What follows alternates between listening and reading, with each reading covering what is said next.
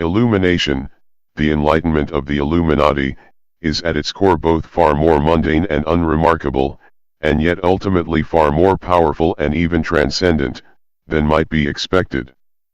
It is the complete rejection of all forms of mysticism, and the concomitant complete adherence to self-honesty, reality and reason, i.e., psionics.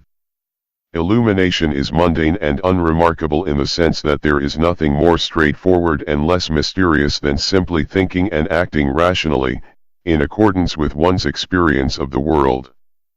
Illumination is powerful and transcendent in the sense that this approach leads to ever greater knowledge, power, and control, and to ever greater experience of fulfillment and love. In certain cases, it even leads to the achievement of the sort of transcendent unity so often sought through religion, meditation, or similar pursuits, but without the need of any mystical nonsense whatsoever. Illumination ultimately results in humans evolving towards a godlike nature, without the need for any false gods, and all gods are false gods. The attainment of illumination brings with it several important realizations, beyond the mere rejection of mysticism and the adherence to self-honesty, reality and reason. 1. Mysticism is pervasive and nearly incurable among most individuals. 2. Mystics are vulnerable to being controlled by others through their mysticism. In psionics, this is called mysticontrol.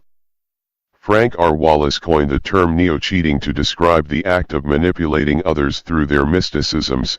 In psionics, the term mysticontrol is used instead, to highlight the central role of mysticism in this form of control. It is also a more neutral term, in acknowledgement of the fact that such control can often be used for good. 3. Mysticontrol is a principal tool used by oppressive governmental, religious, and other power structures. We have long realized that freedom from mystical and oppressive governments and religions results in much greater fulfillment and happiness, both for the individual and for society at large. With the advent of more advanced science, we have come to recognize that such freedom can allow humans to evolve toward a godlike nature, without help from a non-existent imaginary god. The objective. The goal of the Illuminati. The objective of the Illuminati, beyond achieving their own illumination, is the illumination of the world, a world where every individual is enlightened and every individual has the opportunity for the highest attainment of his or her own growth and development, unfettered by mysticism. As noted, with illumination comes the recognition of the pervasive nature of mysticism among humanity. Despite the most valiant of efforts, we have learned that it is extremely difficult to cure mysticism in others. Mystical people tend to cling to their mysticisms quite tenaciously. Since mystics think mystically, they overwhelmingly tend to reject straightforward attempts to educate them into embracing a non-mystical approach to reality. We have found that the best option is to fight fire with fire, using mysticism itself to undercut any currently held destructive mysticisms and replace them with less destructive forms of eumysticism. The term eumysticism is formed by adding the prefix eu, from Greek, meaning good, to the word mysticism. Well-constructed eumysticisms generally contain hints pointing to non-mysticism. Typically this involves constructing them in such a way so that following them to their logical conclusions would result in logical inconsistencies which can only be resolved by adopting an alternative non-mystical position. This approach has the dual benefits of 1. Keeping incurable mystics preoccupied with relatively harmless eumysticisms and 2. Helping those who are essentially non-mystical by nature to abandon all forms of mysticism, by providing them with eumysticisms which contain hidden clues to their own irrational, non-reality-based nature. This is essentially a means for using mysticontrol for good rather than evil, or as a tool for liberation rather than oppression. This could be called eumysticontrol. Conversely, the term dismysticontrol can be employed to refer to the intentional use of mysticontrol to exploit and take advantage of someone through mysticontrol, Dys is the Greek prefix meaning bad.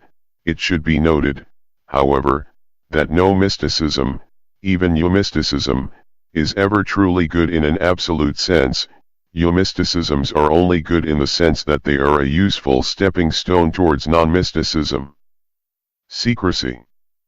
The clandestine operation of the Illuminati. We live in a world full of mysticism and superstition. It can often be dangerous to openly oppose this mysticism. Open opposition can lead to social rejection, imprisonment, torture, death, and other undesirable consequences, depending upon the time and place. In some times and places, of course, open opposition to mysticism and superstition is much more safe, and thus can, and often should, take place much more openly, without such dire consequences. Even in such safe conditions, however, there remains the danger of social regression towards intolerance. Thus it is that operation in secrecy is the common modus operandi of the Illuminati. The Illuminati sometimes creates other organizations, external to itself, which serve as a means to further the objectives of the Illuminati without risking its own exposure. Freemasonry is a good example of this. Freemasonry is not the Illuminati, but was started by the Illuminati to further the Illuminati's objectives, while the Illuminati has traditionally operated in such a manner as to conceal its own existence.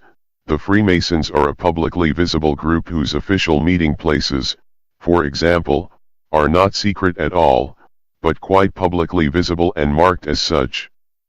Even the secrets of the Freemasons aren't really secret at all.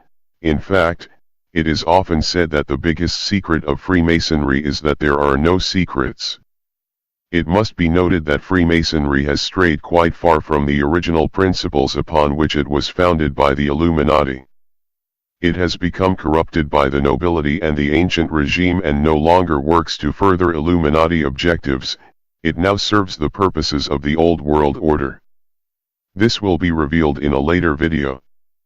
In more modern times the need for secrecy has become less important, due to relatively widespread social progress, freedom, and tolerance, and this has enabled the Illuminati to operate with greater openness. In fact, the ability to openly operate and to openly reveal the illumination and objectives of the Illuminati is quite valuable. Instead of surreptitiously feeling out prospective members, and instead of dropping hints about our true goals and the nature of our illumination, we are able to more efficiently recruit when we can be open regarding these and other matters. The advent of the Internet has allowed us to maintain personal anonymity while also openly and publicly revealing our illumination and objectives. The time of our revelation is now.